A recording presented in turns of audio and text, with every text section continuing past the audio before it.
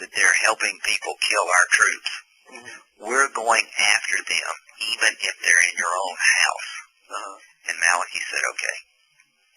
Even with diplomatic cover?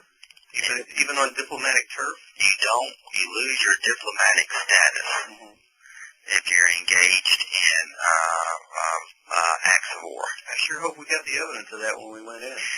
We got more evidence, even I as a prosecutor could convict the Iranian government of meddling in Iraq. Okay. And the strategy of Bush is to play hard against Syrian and Iranian forces in Iraq. And as well as try to get, the biggest fear Saudi Arabia has is Iran.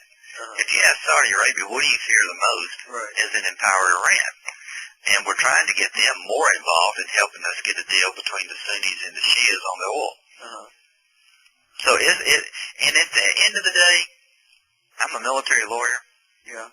I'm asking one thing of the people in South Carolina and the country as a whole. Even a military lawyer could understand that the old strategy was not working. Baghdad was less secure every time I went. Anybody with clear vision could see that we were going backward in the rule of law, you name it, we were going backward.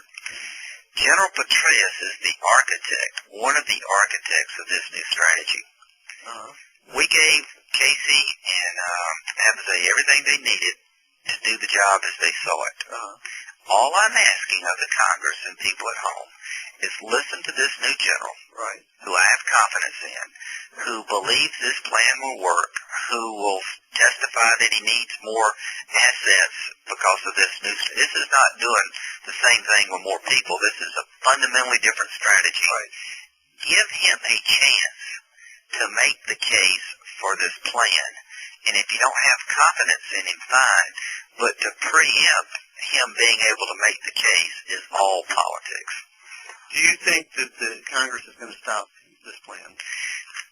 If the Congress cuts funding, puts caps on troops, or even issues resolution condemning this plan as a failure, then you're empowering the people in the region who are extreme in their views toward us and the world, and you're breaking the hearts of moderates who need our help to be successful. So withdrawing and redeployment is an admission by the Congress that the war is lost.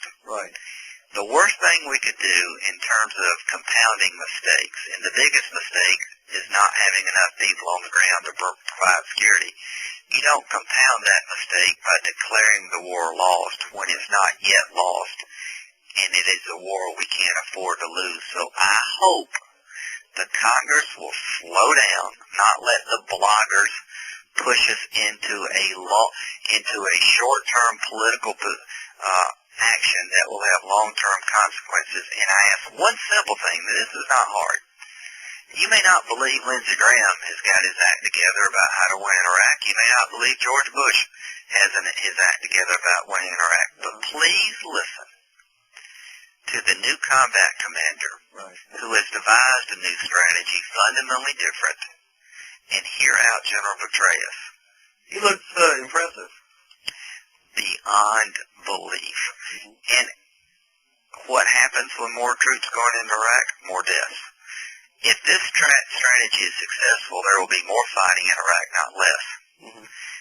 The one way you can tell it's successful is if you get a deal on the oil. People feel like, okay, things are going to get better. Let's get a deal on the revenue side. At the same time, if you know it's successful, people are beginning to turn into IED bomb makers.